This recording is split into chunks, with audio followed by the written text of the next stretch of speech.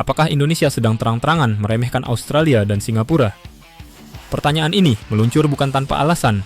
Di saat Canberra memboyong armada siluman F-35 Lightning II dan Singapura menurunkan skuadron F-16 terbaiknya ke ajang Pitch Black, Indonesia justru melangkah santai hanya dengan mengirim T-50I Golden Eagle. Gila, terlalu percaya diri. Atau justru sebuah hinaan taktis yang dikemas sangat rapi. Bagi publik, keputusan menerjunkan jet latih tempur ke tengah kepungan jet generasi kelima mungkin terlihat seperti nekat. Tapi di dalam kalkulasi militer kelas atas, ini adalah pesan diplomasi pertahanan yang amat sangat dingin. Indonesia seolah ingin menyampaikan satu hal. Untuk sekadar melayani skenario latihan utama Anda, skuadron latih kami sudah lebih dari cukup.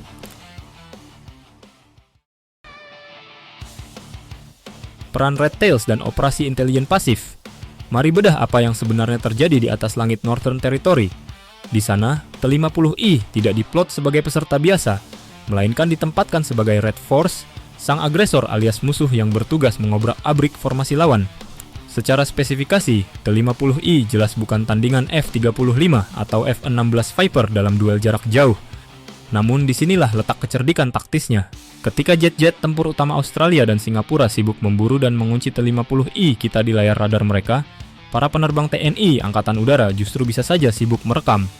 Mereka menyerap bagaimana frekuensi radar ESA lawan bekerja, bagaimana tactical data link mereka berkoordinasi, hingga membaca celah dalam pola penyergapan udara mereka. Kita mungkin sengaja membiarkan T-50I dijadikan sasaran, hanya demi membawa pulang file analisis kelemahan alutsista termahal kawasan ke tanah air. Sebuah pancingan murah untuk mendapatkan data taktis bernilai triliunan rupiah.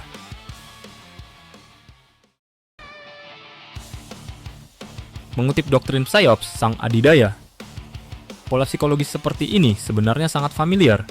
Tengok saja bagaimana Amerika Serikat bermain peran tiap kali menggelar latihan militer bersama negara-negara di luar sekutu intinya. Paman Sam tidak akan pernah menurunkan kartu as mereka. Mereka cenderung menerjunkan prajurit muda, skuadron cadangan, atau alutsista kelas menengah. Pesan tersiratnya sangat jelas. Kekuatan utama kami terlalu berharga hanya untuk melayani Anda.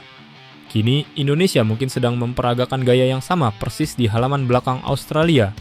Dengan menerjunkan T-50I untuk menghadapi jet-jet tempur utama kawasan, Indonesia secara tidak langsung sedang memainkan mind games kelas tinggi. Jika jet latih tempur, kami saja sudah sanggup merepotkan dan menguji sistem pertahanan udara Anda.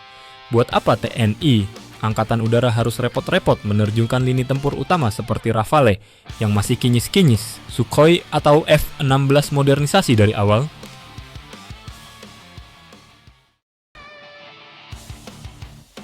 Efisiensi biaya dan penyerapan ilmu mahal. Dari kacamata operasional, keputusan ini juga menunjukkan betapa matangnya kalkulasi anggaran TNI Angkatan Udara. Menerjunkan armada tempur berat ke luar negeri, menyedot biaya logistik yang fantastis, dan membuang jam terbang aset vital yang seharusnya disiagakan untuk menjaga kedaulatan wilayah udara nasional. Dengan T-50I, efisiensi operasional ditekan hingga ke titik maksimal. Namun dari sisi output latihan, para penerbang muda kita tetap mendapatkan porsi interoperability standar NATO, merasakan tekanan dogfight nyata, dan mengasah refleks pertempuran udara modern.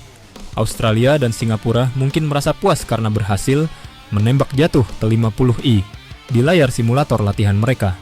Namun di dunia nyata, Indonesia menyerap seluruh pengalaman tempur mereka tanpa pernah membocorkan profil radar dan kemampuan sebenarnya dari jet-jet tempur garis depan kita.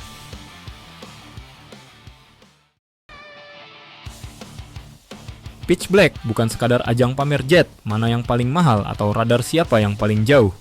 Ini adalah panggung catur geopolitik, di mana gengsi, efisiensi, dan gertakan strategi berjalan beriringan.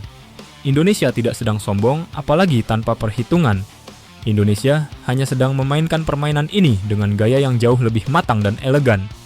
Mengirim jet latih untuk membedah taktik jet tempur mutakhir lawan, lalu membawa pulang kelemahannya untuk dipelajari di dalam negeri. Sebuah manuver tenang, sedikit tengil, namun sukses membuat ruang rapat strategi para tetangga berpikir keras.